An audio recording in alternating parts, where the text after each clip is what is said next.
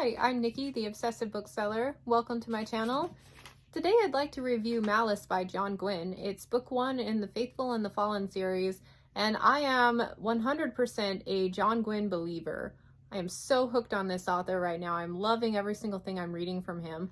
And I'm a little bit further ahead than just this first book, but I liked it so much that I thought I would slow down, step back, and give you an insight into why this series is working for me so well. I have to say, I'm in the middle of book 3 right now. It's a 4-book series with another 3-book spin-off continuation. There is not a single thing in this book that I don't think isn't being done well. It is so good. It has no flaws in my eyes. Everything is working perfectly. It's got great characters, perfect pacing, excellent world building, nice momentum, very adept writing style. All of these things are working. Every single thing I look for and evaluate in a series, this one has in abundance. And here's the thing, before diving into this, I would have told you, yeah, I'm not really into the classic fantasy feel. I'm really tired of all the same tropes, like the chosen one and a boy with his sword and a pastoral setting. All of these things that you feel like you've seen before, but you've never seen it the way John Gwynne does it. Everything in books is in one way or another derived from some sort of trope. And the key is finding the authors who can take that trope and give it their own personal spin and turn it into something you've never seen done quite that way before. And John Gwynne does that. He is superb. And I've said this before on my channel, but I am ever in awe at the way that this story is written. It shows such a sophistication and a knowledge on how to keep people glued to your book. So the overall story is very slowly progressing. You feel like you're not making a lot of progress towards the end game, but for some reason the books are highly addictive and you find yourself just constantly page turning to see what happens next. And I think the reason for that is within each chapter, within each POV chapter, he makes sure that there is some sort of significant change from start to finish. So while you may not be getting an overall story arc progression, you are getting a progression with every single page written in this story. And so for that reason, it feels like there's no page wasted. Everything is adding towards something, either building character or furthering individual plot lines, which is really hard to do because there are so many POVs to follow in this book, at least a dozen. And to his credit, normally when there's so many POVs, I find myself more interested in some than others, but I love all of them except for one. And it's just a minor one, and he doesn't even get a lot of page count, so that's great. I have so many characters to follow, but each one is adding to the picture as a whole. Everything makes sense. It is just superb. This one did take a lot more concentration to get into than my normal fantasy read.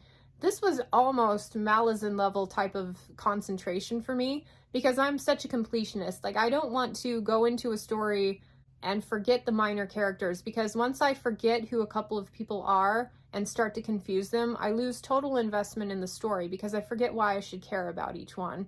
So I was very carefully physically reading this one and cross-referencing and making sure I knew exactly who everybody was. Now that I'm into the 3rd book, I don't have to be quite so strict. I switched to audio by that point. But yeah, at the beginning, it took me several months to read this book because of that. So I mean, go in prepared for just a little bit more concentration than you would normally have. It's not quite Malice level because the story is very accessible and it's a simple story plotline. There's just a lot of characters to keep track of. And they're all important to one degree or another. They all have significance, which I also really like. One of my favorite things about this series is how high stakes everything is. Other authors will tell you, oh yes, this is a very dangerous world. There's a lot of danger. You've got to look out and be aware because you could die at any moment. Yeah, that is actually the case in this book. I mean, even at the very beginning, they describe a village with people who knew people who had died to certain things. Everybody has lost someone already before you even get going in the story, and so no one's safe. And you gotta be kind of braced for those gut punches throughout the book because he does not hold back. You feel this incredible tension while you're reading. You feel actual fear for the characters because you're not sure if they're gonna make it or not. And that extra level of investment, I think, is just so brilliant. It's ballsy and it works. It pays off. I feel a lot more invested into this story than I have in several in a long time. And yeah, absolutely loving it. I think everything about it is superb. And I am coming in at 4.5 out of 5 stars on this one. I want to get to the end of the series before I decide if I want to designate a solid 5-star to anything because I'm really stingy with those. I really can't think of many fantasy readers that I wouldn't feel comfortable recommending it to. If, like me, you're more than half a decade late on getting to this series, like, do yourself a favor and just finally pick it up. Don't stall anymore because it is so worth it. Let's talk about other books you might like. First of all, Shadow of the Gods, also by John Gwynne, completely different series, and I'm showcasing this one because this is not a one-hit wonder author. He is superb, and this other series, I've read at least the first book of it, and everything I loved about Malice I found in here, only this one, if anything, is a little bit more original, and there are fewer characters, so I feel like you get more time with them and therefore a deeper connection to them. And the world building in this one, so epic, so superb. And really, I can't choose between the two because it's like apples and oranges and like what you're getting out of it, but either way, it's high quality. So if you've read one but not the other, The Shadow of What Was Lost by James Islington. When I was looking for other books you might like, I was thinking of classic fantasy feeling books, but with more modern writing styles that kind of bring them into this era and give them a lot more complexity. So you can still get that classic fantasy feel, but you don't have to actually be reading a classic fantasy.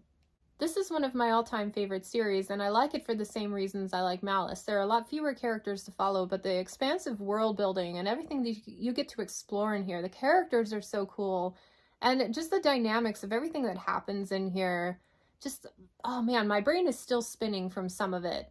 This is one of the few that I've gone back and reread, and I have such an extensive TBR that tells you something when I've taken the time to reread, and they are not short books. The only other ones I've done that with are Sanderson's Stormlight Archive. And also, if you like John Gwynne's writing style, I feel like Islington is comparable in that regard, especially his new Hierarchy book. I'm not very far into it, but yeah, definitely getting some just rich storytelling vibes from that one so far. Speaking of a boy with his sword trope, Blood Song by Anthony Ryan. It only follows one character in this first book, and I think that's its major strength. You get into multiple POVs in the next two books, and I think that's why people stopped liking it quite as much. Although I enjoyed them, at least the second book, as much as the first. Anyway, so this one I am recommending because, again, that kind of classic fantasy feel, maybe coming of age thing, but with a more sophisticated writing style that kind of brings it into the present. But if you really like Malice and you don't like how many characters you're following, this would be a really good comparison to pick up instead. Or also, Furies of Calderon by Jim Butcher. I was about a 3-star on this first book, but this is one of the few that really grew in momentum with me as the series progressed, and by the time I hit the end, I was like, wow, I am so glad I read that series. I love everything about what I just experienced. So I'm recommending this one for type of story, a little bit more magic infusion than the first one. Characters, honestly, I feel like they're a little bit comparable. John Gwynne's characters are on a pedestal, but if you want like kind of the essence of the type of character profiles that he's sharing, then I think you might like the ones in this one as well. But I would say give it till at least through the second book before you make any decisions. Personally, the second book was my favorite of the series. I love ones that have great momentum and are actually working towards something awesome. And finally, Assassin's Apprentice by Robin Hobb. This one does read more like a classic fantasy. It's not really modernized until you get into her later works for obvious reasons. But I'm recommending it because the amount of time you get to sit with the characters and the kind of gut-wrenching elements in this series are very reminiscent of what I read in The Faithful and the Fallen. These are both authors who will gut punch you. John Gwynne maybe a little bit more often at the beginning.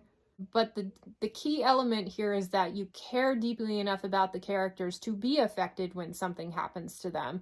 And Hobb is superb at that. She's my favorite writer. There you have it. I'd like to take a minute to thank my patrons. Thank you so much for supporting everything I'm doing. You guys keep me motivated constantly.